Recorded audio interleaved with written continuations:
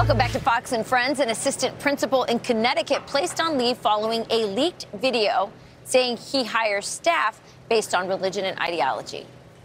Oh, so then what do you do with the Catholics if you find out someone is Catholic? Teaching them how to think. That's it. Doesn't matter what they think about it. If they think about it in a logical, progressive way, that becomes their own.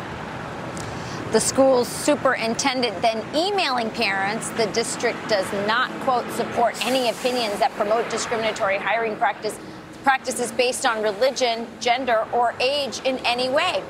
Joining us now to discuss is Fox News contributor Raymond Arroyo. Raymond, so Catholics need not apply in Connecticut. Or people of any faith, right. or older people. Yeah. I mean, look, this man is a disgrace, this assistant principal. And here's why. He's denying these children the wisdom and experience, first of all, of older teachers. We have a teacher crisis. Yes. We don't have enough teachers in the classroom. And this guy is indiscriminately or discriminately casting them away because they're too old. He's also throwing people of faith out the door. They not only need not apply, he's deliberately saying, you will not enter my school. Now, Rachel, I was trained by nuns and brothers. There's something that people of faith, particularly those who are dedicated to it, there's a sacrificial aspect and a concern about that child that, frankly, the rest of us just don't have the bandwidth to have in our daily lives. And those who aren't in the religious state don't have that bandwidth. These are like children to them. So to deny people of faith and wise older teachers access to the classroom, it's a disservice to those children, and it's putting ideology before education and the love of children in our future. Well, what concerns me is how high-ranking he is. Now, the superintendent says, well, this doesn't reflect what we think at all, but it's very clear that what they're concerned about is that they got caught. But here, I want to play this little clip from this undercover video and catch your reaction on the other side. I can't get past the parents anymore. What do you mean? So the parents feel as though it's their responsibility to shape the schools, which then shape the kids. Right.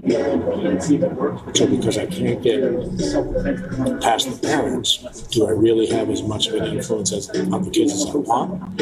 I try in my own way, but right now my job is to hire the right teachers. I mean, do we need anything else in this? I mean, he's getting fired, supposedly, but...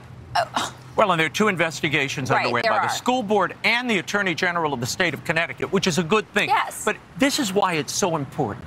You have a superintendent, or rather an assistant principal, trying to separate parents from their children, trying to mitigate or blunt the influence of parents over their own children. Look, we just had the National Report Card come out, Rachel. We have the lowest reading and math scores in the last 3 decades. Our children know next to nothing.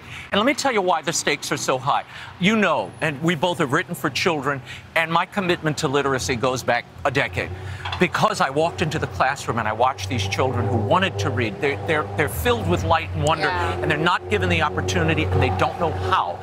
If a child can't read by 4th grade, 2/3 of them will end up in jail. And 70% of inmates cannot read. They're functionally illiterate.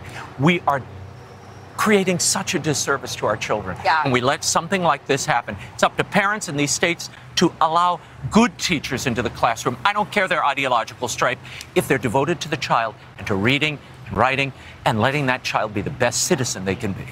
Great points, Raymond Arroyo. By the way, scores dropped, but they weren't that great to begin with. No. We're already in the middle of the pack. 70%. Estonia, Slovenia, Vietnam, we're all beating us in math and reading. It's a trap. Even before all of these scores dropped over COVID, and now we're seeing this ideology introduced. It's scary stuff. You bring up great points. Thanks, Raymond, for joining us this morning. Have a great day. All right.